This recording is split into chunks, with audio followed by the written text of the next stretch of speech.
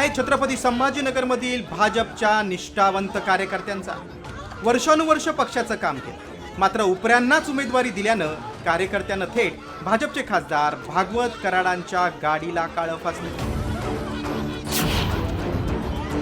यावेळी संतप्त कार्यकर्त्यांनी अतुल सावे आणि भागवत कराडांविरोधात घोषणाबाजी करून परिसर दणाणून सोडला। तो नालायक आहे, पाले कोण आहे, पाले कोण आहे, कोण ओळखतंय त्याला, कोण ओळखतंय त्याला, कोणी ओळखू राहिलं नाही।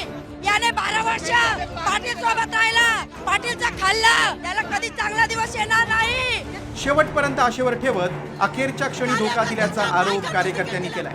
भागवत कराडांनी आमच्या सोबत धोका केला आणि त्यानं त्याच्या जातीवाल्याला तिकीट दिलं, अशा माणसाला दिलं की त्याला आमच्या प्रभागात कोणीच ओळखत नाही त्या पालेला।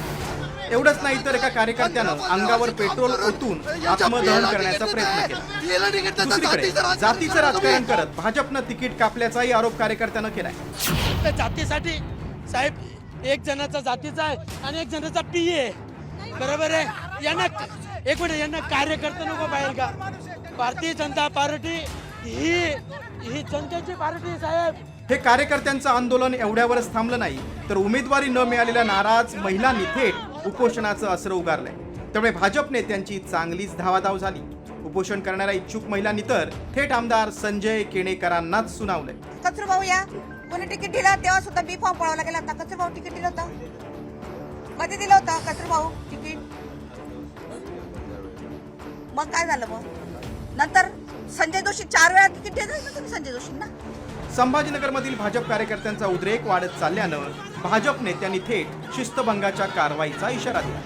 त्यांनी जर त्यांचा हट्ट कायम ठेवला तर पक्ष कठोर आहे, पक्षाला कठोर निर्णय घ्यावा लागेल।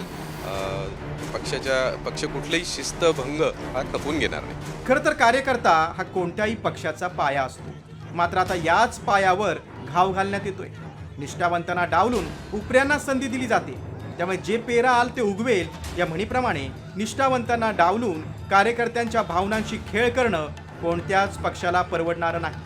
त्यामुळे कार्यकर्त्यांच्या मनधरणीत अपयश आल्यास भाजपसमोर शिंदे सेना, ठाकरे सेना आणि महाविकास आघाडीसह स्वपक्षाचाच कार्यकर्त्यांचं मोठं आव्हान असणार आहे। माधव सावरगावेसह ब्युरो रिपोर्ट, साम टीव्ही न्यूज, छत्रपती संभाजीनगर।